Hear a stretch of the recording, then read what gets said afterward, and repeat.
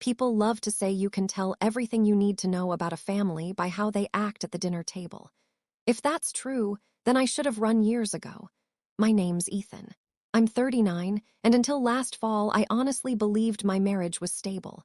Not exciting Instagram reel perfect, but solid. The kind of marriage where you pay bills on time, talk about kids someday, and assume the hard parts are just temporary phases. We'd been together almost 9 years, married for 7. I worked as a systems engineer for a defense contractor in Southern California. Long hours, high responsibility, quiet pride. My wife, Laura, worked in branding for a mid-sized agency. Between us, we were comfortable house in the suburbs, no kids yet, decent savings, the illusion of having life figured out. The illusion cracked every time her family got together, especially when her brother showed up. Mark was the kind of guy who walked into a room already smiling like he'd won something. Early 40s, perfect posture, expensive watch he made sure you noticed. He ran a real estate investment group, though most people who looked closely could tell it was more smoke than substance. Still, the family treated him like a prodigy, the golden child, the proof that ambition mattered more than effort. From the beginning, Mark made it clear he didn't think much of me. Never outright insults, nothing that could be easily called out, just comments wrapped in jokes. So you still working on, what was it? Government projects? Must be nice having a job that's safe. Some of us like risk. Laura could have married anyone, you know, always with a grin, always followed by laughter if anyone looked uncomfortable. And Laura. She'd squeeze my hand under the table and whisper, "Just ignore him." That night, the night everything blew up, was supposed to be a celebration. Her parents were hosting a huge family dinner to mark their 35th anniversary. Catered food, formal place settings. Everyone dressed like it was a magazine shoot. 14 people total. I knew the moment Mark pulled into the driveway in a brand new luxury car that it was going to be one of those nights. He spent the first 10 minutes loudly explaining how he'd closed a monster deal and rewarded himself. Then he looked straight at me and said, "You know how it is when hard work pays off." I smiled, same as always. Dinner started beautifully. Toasts, speeches. Her father talked about loyalty, partnership, and choosing your spouse every day. People teared up. Even I felt moved. Then the plates were cleared, and Mark turned the spotlight on me. "So, Ethan," he said, voice loud enough for the whole table, "still happy being comfortable?" Something in his tone made my chest tighten. I didn't know it yet, but that question was the first domino. And by the end of the night, nothing, and no one would be standing. Because when someone finally forces you to defend your worth in front of the people who were supposed to protect you, you either stay silent or you burn everything down. Mark didn't raise his voice when he asked that question. He didn't need to. "Still happy being comfortable," the word landed wrong. Like he'd wrapped an insult in silk and expected me to thank him for it. I took a breath, the kind you learn to take when you've been swallowing frustration for years. "Yeah," I said evenly. "I am." That should have been the end of it. It never was with Mark. "See, that's what I don't get," he continued, leaning back in his chair like he was settling in for a show. "Some people want more growth, expansion, others just maintain." He shrugged. "Different mindsets." A few people shifted uncomfortably. Forks paused midair. Laura stared down at her plate, tracing the edge with her finger like it required her full concentration. I'd seen this look before. Mark loved an audience. He loved pushing just far enough that no one would stop him, then acting offended if someone did. I tried to redirect. "Everyone defines success differently." He smiled wider. "Sure, but let's be honest, some definitions are better than others." That's when I felt it. That familiar tightening behind my ribs, not anger exactly, something colder. Tired. "Takes ambition to build something real," Mark went on. "Not just punch a clock and wait for retirement." I looked at Laura, just once. Waiting, she didn't look back. Her mother cleared her throat. Her father shifted in his seat. No one said a word. I realized then that this wasn't awkward for them. It was normal. "Mark," I said calmly, "this isn't really the time." "Oh, relax," he interrupted, laughing. "We're family, I'm just being honest. Don't you want better for her?" He nodded toward Laura. "She deserves a big life." That did it.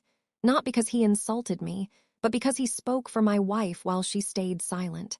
I think Laura can decide that for herself, I said. Mark tilted his head. Can she? Because from where I'm sitting, she seems stuck defending mediocrity. Laura finally looked up. Her face was flushed, not angry, just embarrassed. Mark, please, she said softly. Can we drop it? Relief flickered through me. Then he chuckled. See, even she knows I've got a point.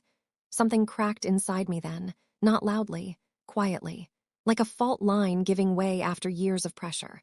I understood with sudden clarity that this wasn't about Mark anymore.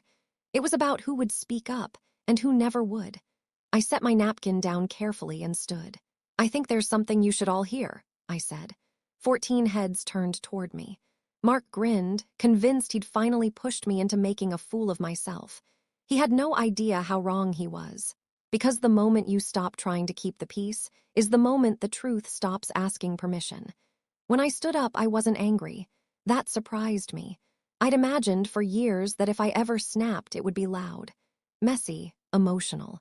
Plates rattling, voices raised. Instead, I felt calm, unnervingly so, like something heavy had finally slid off my chest. I'm not trying to ruin dinner, I said, scanning the table slowly.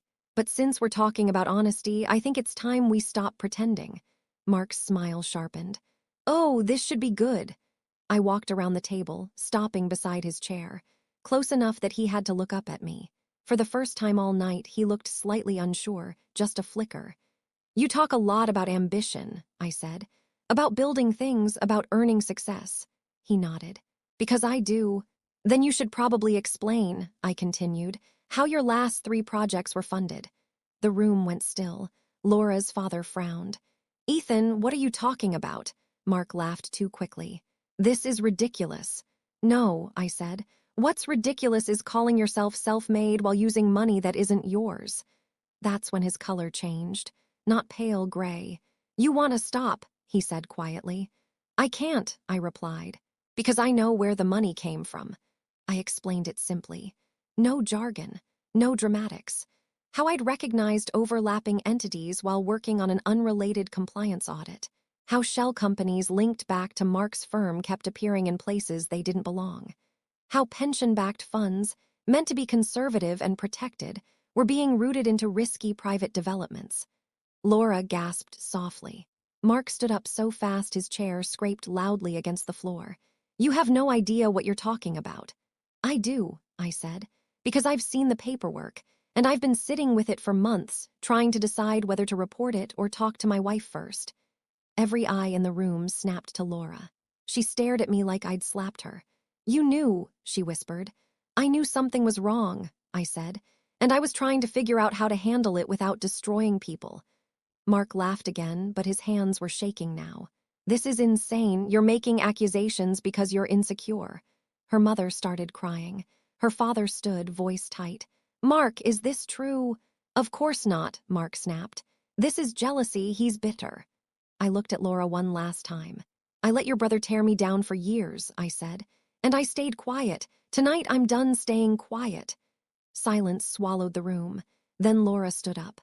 Apologize, she said, her voice trembling, not with doubt but anger. Right now or leave. That's when I understood something important. This wasn't about the truth anymore. It was about sides. And the moment I realized which side my wife was on, I knew my marriage was already over. For a few seconds, I honestly thought Laura would take it back. That she'd say it came out wrong. That she'd look at her brother, pale, sweating, unraveling, and realize what was actually happening. She didn't.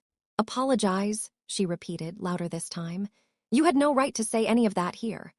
I stared at her, searching for something familiar. The woman who used to laugh with me in grocery store aisles. The one who used to say we were a team. All I saw now was fear. Not fear of the truth, but fear of what it would do to her family. Laura, I said quietly, your brother's been humiliating me for years. Tonight I told the truth. You humiliated us, she shot back. My parents, my family, you could have handled this privately. Her father finally snapped. Enough, both of you. But it was too late. The damage was already done. Mark's wife was crying openly now, asking him questions he wouldn't answer. Laura's mother had collapsed into a chair, whispering prayers like this was a bad dream she could wake up from. Conversations overlapped, voices rising, the celebration unraveling thread by thread. And Laura, she was only looking at me. "This is my home," she said, "and I won't have you attacking my family in it. If you won't apologize, then you need to leave." The words didn't sting the way I expected. They clarified things. "Our home," I corrected gently. "The one we both pay for." She flinched, but didn't back down. "I'm serious," I nodded slowly. "So am I." The room went quiet again, everyone watching, waiting to see which one of us would fold. I didn't. "I'll get my things tomorrow," I said. "My lawyer will be in touch." Her face drained of color. "You're talking about divorce over this?" "No," I said. "Over years of this, tonight was just when I stopped pretending." She opened her mouth, then closed it. For the first time all evening, she looked unsure, but pride won. I walked out without raising my voice, without slamming the door, without looking back. The drive to the hotel was a blur of streetlights and silence. When I sat down on the edge of the bed, fully dressed, I felt something unexpected. Relief. My marriage didn't end because I spoke up. It ended because I finally saw it clearly. I thought walking away would be the hardest part, until I saw what happened to everyone else once the truth had nowhere left to hide. The next morning, I returned to the house while Laura was still at her parents' place. The silence inside felt unnatural, like the house itself was holding its breath. I packed methodically. Clothes first, documents second, the things that were unquestionably mine.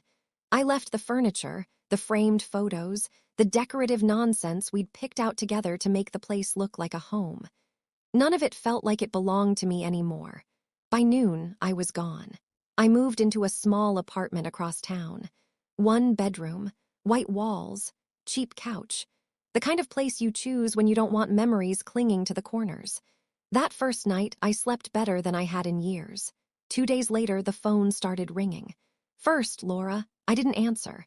Then her mother crying, apologizing, saying no one expected things to spiral like this. I let it go to voicemail. Then her father, voice tight and controlled, asking if we could talk man to man. I declined. Because while they were processing embarrassment, I was processing freedom. The real implosion started a week later. Mark's business partners pulled out quietly at first, then loudly. Projects stalled. Construction froze. Investors demanded explanations that didn't come. Rumors started circulating, the kind that move faster than facts but always seem to sniff out the truth. Then the official letters arrived. Audits, investigations, subpoenas. What I'd mentioned at dinner, what I'd tried to soften, turned out to be just the surface. Once regulators started pulling threads, the entire fabric unraveled. Improper loans, hidden liabilities, money rooted through entities that shouldn't have existed at all. Mark's empire collapsed in under a month. His wife left with the kids before the news even went public. Laura called me that night. I answered this time. "You ruined everything," she said. "No," I replied calmly. "I told the truth. Everything else was already broken." She hung up. A few days later, her sister's husband reached out. He'd always been quiet at family gatherings, polite, observant. "I should have said something years ago," he admitted. "We all saw it. We just didn't want to be the one to break the illusion." That stuck with me, because that's what it was, an illusion. One everyone benefited from until the bill came due. The news eventually picked up the story. Not my name, not Laura's, just Mark. Headlines about fraud, misused funds, and a respected local developer under investigation. Laura moved back in with her parents. And for the first time, I realized something sobering. When the truth finally shows up, it doesn't just expose villains. It reveals who is willing to live with the lie. And just when I thought the chaos was over, I learned that losing everything isn't always the punishment people fear most. The divorce took 4 months.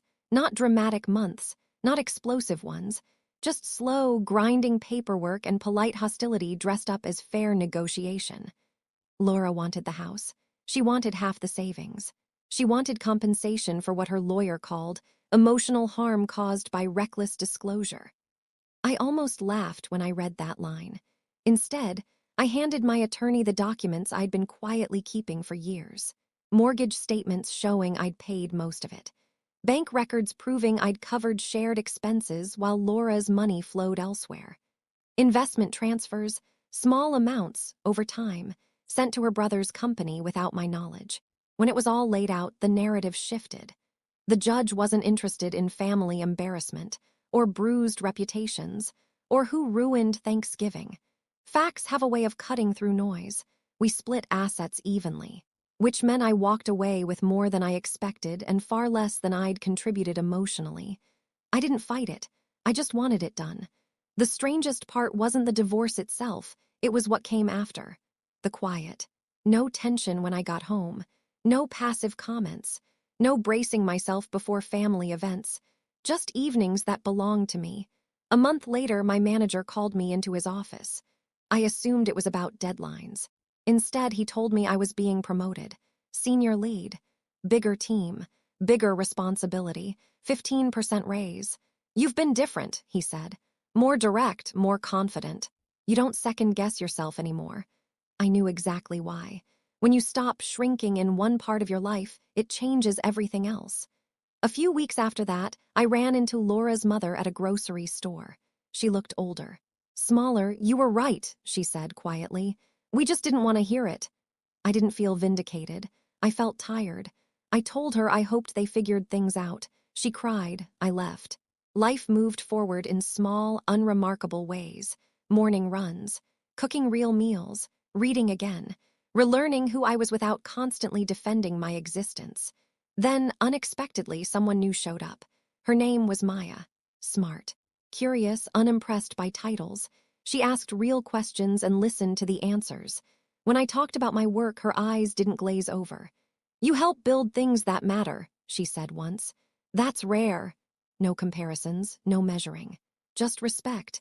And that's when it hit me. I hadn't lost a marriage. I'd escaped a role I was never meant to play. But just when I thought the story was winding down, the final reckoning arrived, this time with no family left to hide behind. The trial didn't start with fireworks. No dramatic confession. No shocked gasps from the gallery. Just paperwork, testimony, and a slow dismantling of the image Mark had spent decades constructing. I didn't attend in person. I didn't need to. The news updates were enough. Each article peeled back another layer: fraud, misrepresentation, misuse of protected funds. The language was clinical, almost boring, which somehow made it worse. The man who once bragged at dinner tables was now reduced to case numbers and exhibits. His name followed by words like alleged and systematic. Then came the verdict. Guilty, across the board. The sentencing followed a few weeks later. Double-digit years. Restitution that would outlive his freedom. A judge who spoke bluntly about entitlement and contempt for people who'd worked their entire lives only to have their savings treated like a personal wallet. The golden child was gone. Laura called me the night the sentence was announced. She didn't cry. She didn't yell. She just sounded empty. I don't know who I am anymore, she said. I believed her. Her entire identity had been built inside a structure that no longer existed. The family narrative, the protection, the idea that loyalty meant silence. I hope you figure it out, I said, and I meant it. When we hung up, I didn't feel victorious. I felt finished. Finished carrying anger that wasn't mine. Finished defending myself against people who never wanted to understand me. A week later, I got an email from a former professor. One of my old students had started interning at my company. She said you're the reason she went into engineering, he wrote. That a talk you gave years ago changed her trajectory. I stared at the screen for a long time. All those years I'd been told I was unremarkable, adequate, replaceable, and I'd still mattered to someone. Maya and I moved in together shortly after. Nothing flashy. A place with sunlight and space for both of our lives. She didn't ask me to be louder or smaller. She didn't ask me to prove anything. She just showed up. That was enough. I never went back to that family. Never needed to. Some people think closure comes from apologies. Sometimes it comes from watching the truth stand on its own. And as everything settled into place, I finally understood the real lesson. One I wish I'd learned years earlier. People like to ask if I'd do it differently. If I could go back to that dinner, back to the candles, the speeches, the fake warmth, would I stay quiet? Would I keep the peace a little longer? Save the marriage? The honest answer is no. Because peace that requires you to disappear isn't peace. It's surrender. Life after everything fell apart didn't become perfect. It became honest. My days are quieter now, but they're mine. I work on projects that challenge me. I come home to someone who's genuinely interested in who I am, not how I compare to someone else. Maya doesn't flinch when I talk about my work. She leans in. That difference matters more than people realize. Laura and I haven't spoken in months. From what I hear through mutual acquaintances, she's still trying to rewrite the story in a way where no one's really at fault. I don't need her to see it my way anymore. I needed her to see it when it mattered, and she didn't. And that's okay. Her family scattered after everything came out. Not because I exposed something, but because exposure forced honesty where comfort had lived too long. Some bonds don't survive truth. That doesn't make the truth wrong. Mark is serving his sentence now. No speeches, no luxury cars, no audience, just time and consequences. I don't think about him much anymore. He stopped being my problem the moment I stopped letting him define me. The real shift came when I stopped measuring my worth through someone else's lens. I used to think strength looked like endurance, taking hits quietly, smiling through disrespect, calling it maturity. I was wrong. Strength is knowing when silence is no longer noble. A few weeks ago, that intern stopped by my office. She was nervous, excited. She thanked me for inspiring her. I didn't even remember the moment she was talking about. That's the thing about impact. You don't always see it when it's happening. If there's anything this whole experience taught me, it's this. If standing up for yourself costs you a relationship, that relationship was already charging you too much. And if telling the truth burns everything down, maybe it was all built on the wrong foundation to begin with. I didn't lose a life. I finally stepped into one.